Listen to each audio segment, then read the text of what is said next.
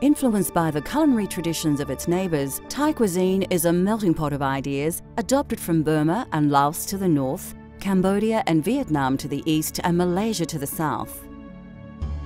Dishes are lightly prepared with strong aromatic ingredients, and every meal adheres to the philosophy of balancing the 5 fundamental flavours of heat, sour, sweet, salty and bitter. Join us as we explore the classic dishes, unique tastes and the diversely exotic cultural flavours of Thailand.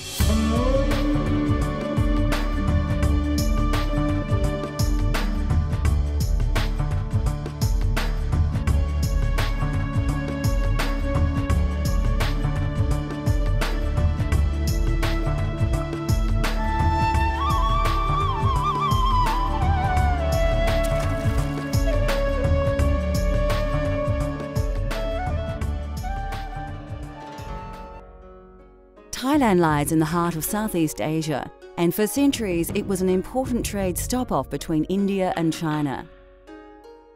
Throughout its rich history, Thailand has been shaped by the cultural influences of its neighbours and trading partners. The Vietnam food is some place is quite similar of Thai food, and they have a spicy, but some places didn't eat spicy like Thailand, and didn't use the same ingredient of Thailand. It's some quite similar, and Cambodia food is different than us as well. So Thailand is quite spicy than more any Asian country. Thai food combines centuries-old Eastern traditions with more recent Western influences. Yet this cuisine is truly recognised around the world as being quintessentially Thai.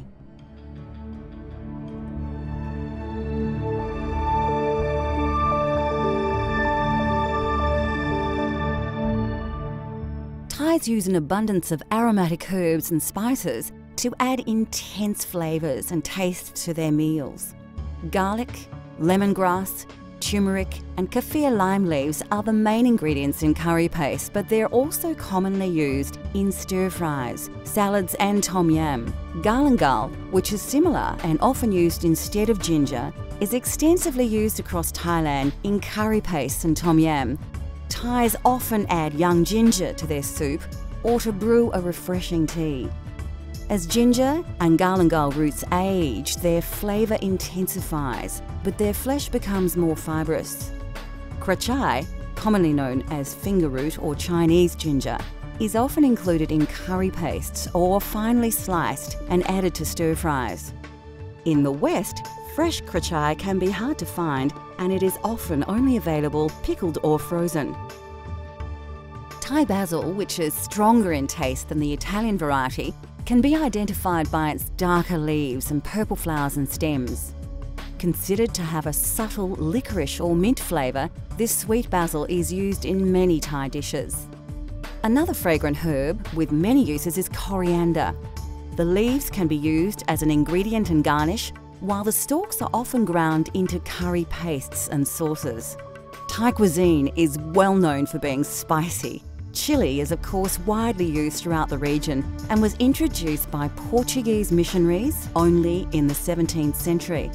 Generally, the smaller chilies are the hottest, with the tiny red bird's eye chilies, also sometimes referred to as Thai dragon chili, being the hottest of them all. Long red, green and yellow chilies are generally sliced and added to stir-fries, salads and curry paste, with the green variety tending to be milder than the red. To create authentic tasting Thai curries, first you need to create a fresh curry paste to use as your flavour base in your curry dishes.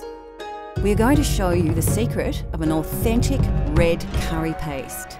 If we make curry paste in Thailand, it's really easy. Most of the country people make their own curry paste every day. But in the Bangkok people, sometimes they buy it from the market. It's already made. But it's more the kitchen. Nearly every kitchen, if they do their own curry paste. In Thailand, it's easy to find a herb for doing curry paste.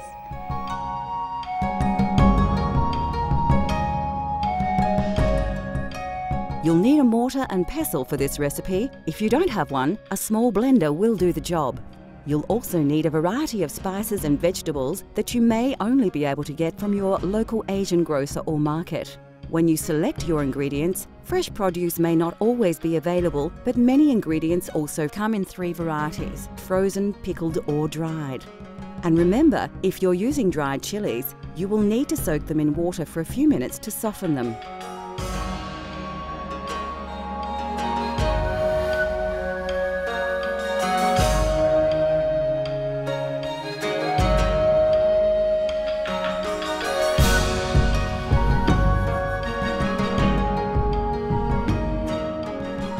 Firstly, finely slice your lemongrass stalk. Take care to cut it as small as possible so it grinds well in the mortar and pestle.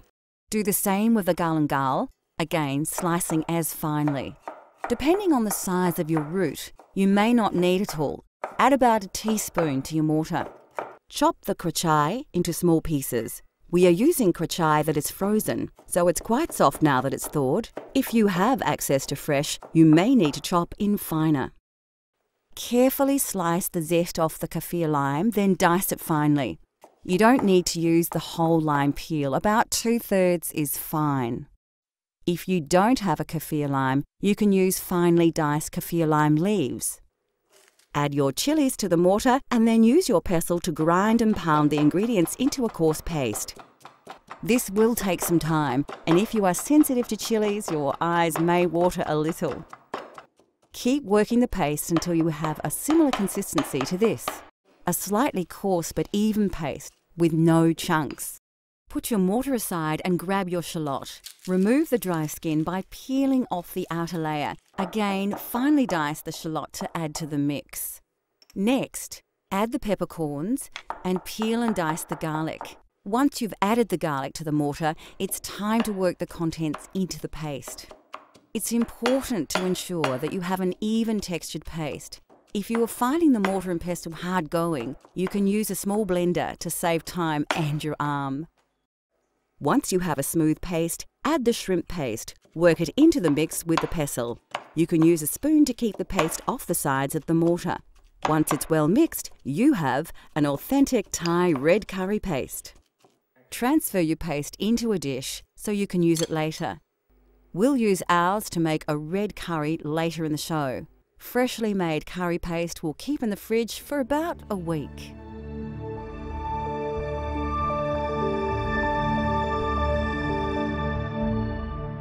Like any cuisine, there is a wide and varied range of condiments and sauces that can greatly influence the taste of any dish. One of the most important ingredients in Thai culinary culture is fish sauce, a salty and intensely flavoured sauce derived from fermented fish, salt and water. Other condiments include soy sauce, lime paste, shrimp paste, vinegar, peanuts and various dried and pickled produce. Dried shrimp and shrimp paste, pickled fish and chilies, even pickled peppercorns may seem unusual and exotic to Western tastes, but are commonly found in popular Thai dishes. Still to come on Cultural Flavours Thailand, we spice things up with a tasty red curry, explore the mouth-watering array of Thai fruit and vegetables, and we get cooking with noodles.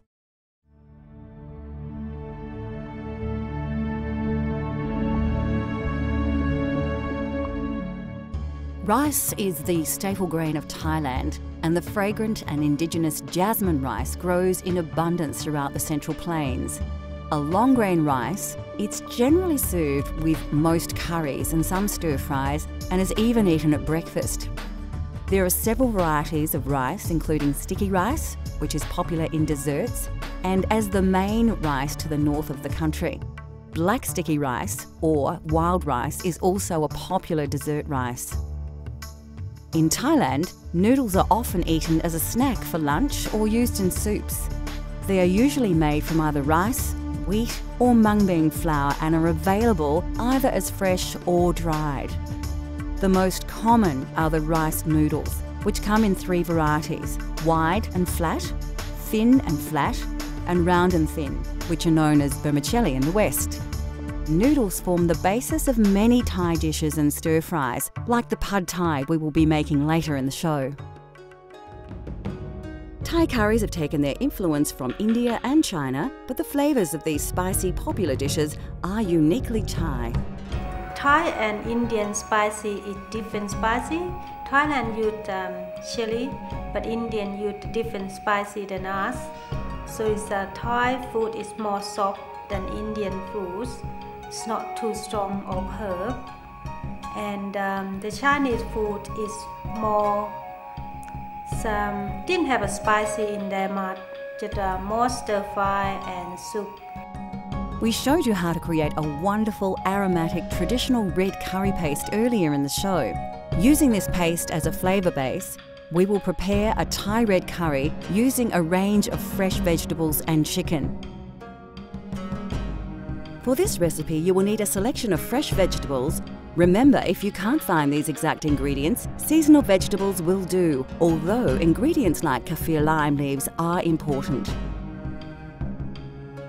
The classic Thai ingredients we will be using are combinations of fresh, frozen and even pickled. All are readily available from Asian grocers. This can be a vegetarian dish if you prefer, but it is commonly cooked using chicken or pork. Of course, you'll need a couple of tablespoons of the authentic red curry paste, and the meal is generally served with jasmine rice.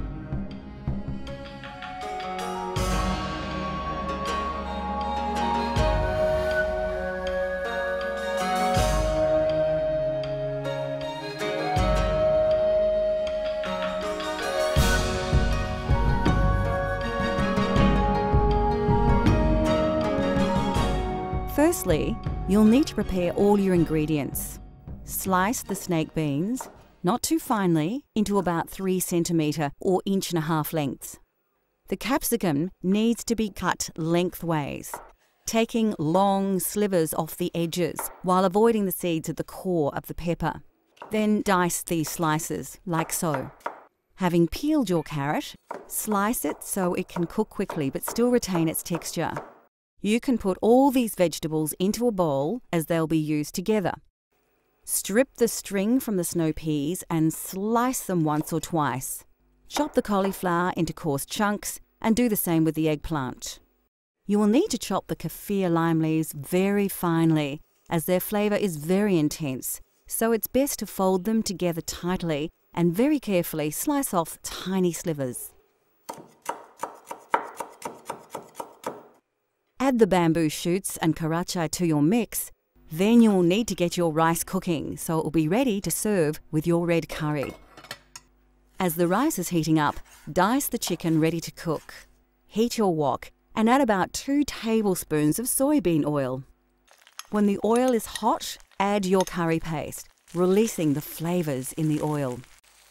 Quickly before it burns, add a portion of your coconut milk. Keep it moving in the wok. When you have worked the curry paste and coconut milk together, add the chicken and combine it with the paste.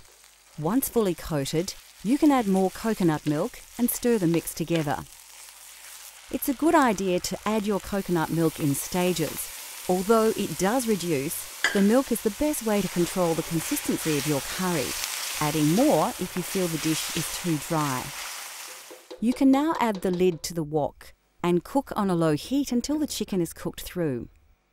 Now add 4 tablespoons of sugar and 2 tablespoons of fish sauce and stir through before adding the vegetables you prepared earlier. You can add the diced vegetables all at once, but ensure you stir them thoroughly. Return the lid and simmer, steaming the vegetables for about 5 minutes. Be careful not to stew the curry, so watch the heat. We don't want to overcook the fresh vegetables.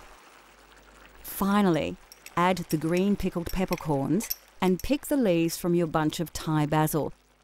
Mix the ingredients together quickly, as you don't want to cook the basil, just warm it enough to release its flavour into the curry. By now, your rice should be cooked and the dish is ready to be served. It is traditional in Thailand to serve the curry in one large dish and place the rice in another. Diners will then serve this into smaller bowls. So there you have it, Thai red curry with chicken and jasmine rice using an authentic, fresh, homemade red curry paste.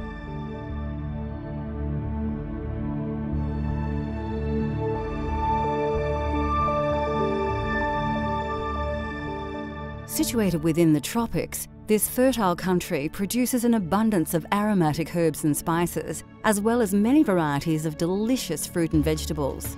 It is, therefore, not surprising that Thais have developed a cuisine that rivals any in terms of variety and diversity. Vegetable staples include the eggplant, Chinese cabbage, choy sum, and several types of mushroom. Some of these vegetables were introduced in Thailand through the trade routes from India and China and have become an integral part of the Thai food culture. Bean sprouts are also often added to various dishes. The sprouts are actually newly germinated mung beans and are crisp and sweet. Lesser known vegetables to Western tastes include the snake bean, a versatile string bean that is extremely popular throughout Thailand. Like many vegetables, the snake bean has various names from different regions, and you may find them referred to as asparagus beans, long podded cowpeas, and the Chinese long bean, as well as the Indian-style eggplant. Thailand has its own eggplant varieties. These are cultivated in several colours and sizes, and although much smaller than the large purple aubergine we are familiar with, all are widely used in curries and stir-fries or dipped in sauces and eaten fresh. Spring onion, chives and mint are commonly added to lap, a sour salad with meat and chilli, or simply used as a garnish. Thai cuisine often features shallots, which are similar to onions but are considered to have a sweeter, milder flavour.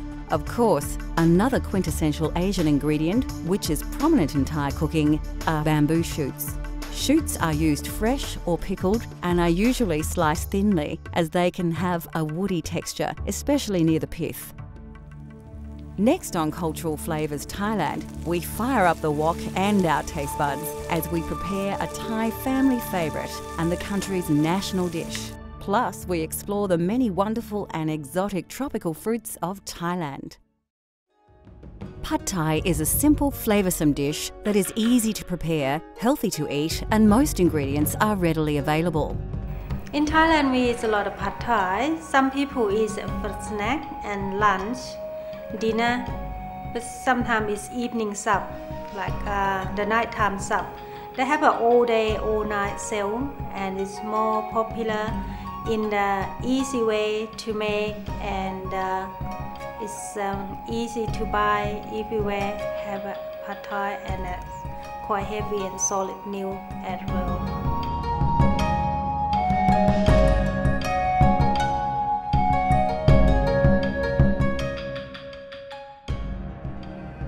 This dish features dried flat rice noodles, which are one of the favourite noodles eaten by the Thai people.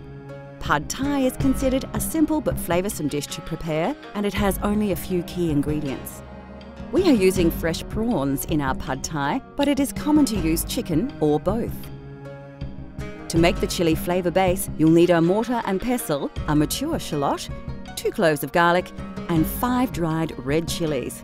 You can soak the chillies in water a couple of minutes before you use them.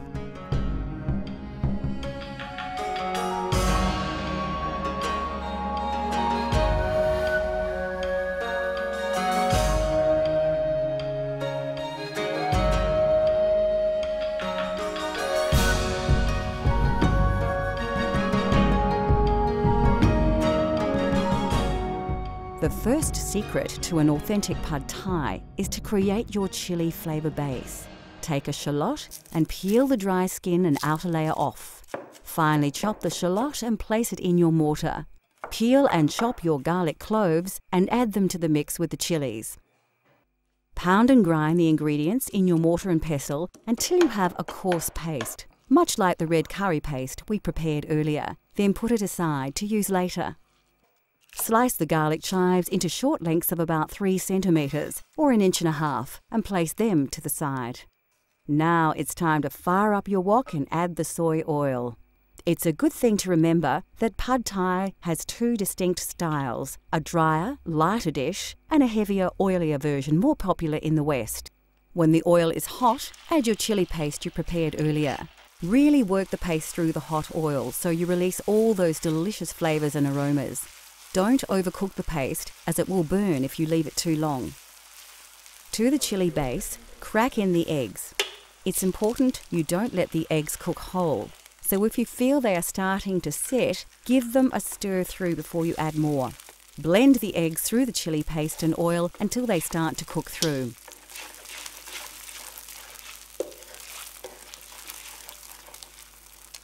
The prawns go into the wok next. It's a good idea to check the heat here to ensure you don't burn the eggs and keep stirring them so they don't stick to the wok. Like all seafood, prawns cook quickly, so work them into the mixture until they are almost cooked through. Now it's time to add the noodles. They should be slightly soft now. Be careful to have them well drained, as wet noodles will cause the oil in the hot wok to spit. Lift and mix all the ingredients well. Make sure you coat all the noodles with the wonderful flavours of the chili paste, eggs and prawns. Once the noodles are well coated, add the sugar, fish sauce and the vinegar and work the ingredients through. It won't take long for the sugar to dissolve and for the next burst of distinct pad thai aromas to engulf you. When the noodles are cooked, it is an excellent time to taste your dish. You may feel you need more sugar or fish sauce to your taste. Pad thai is served slightly sweeter in Western countries. When you are happy with the flavours, add the bean sprouts and sliced shallots, working them through the noodles. It's important not to let the dish cook too long here. We want to keep the mung bean shoots slightly crisp. Serve your noodles onto a plate and sprinkle the crushed peanuts over the dish and garnish with sprigs of fresh coriander and a piece of lime. Pad thai is best eaten straight away before the noodles stick together. The lime can be squeezed over the dish just before eating for a delicious and refreshing, authentic pad thai experience.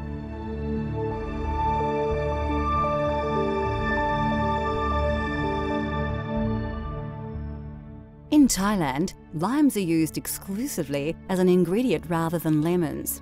They grow easily in the tropical climate and the fruit has multiple uses. Kaffir limes are distinctively recognisable with their bumpy textured outer skin. The zest of the peel is often added to curry pastes and the fruit are sometimes thrown in whole to dishes such as tom yam. Of course, we have already mentioned coconut milk and cream. The flesh of a coconut is grated and boiled with water and strained through a cloth under pressure to produce the milk and cream so synonymous with southern Thai curries. And finally, it is customary to serve fresh fruit after a meal, and in Thailand there are many wonderful and exotic fruits to enjoy.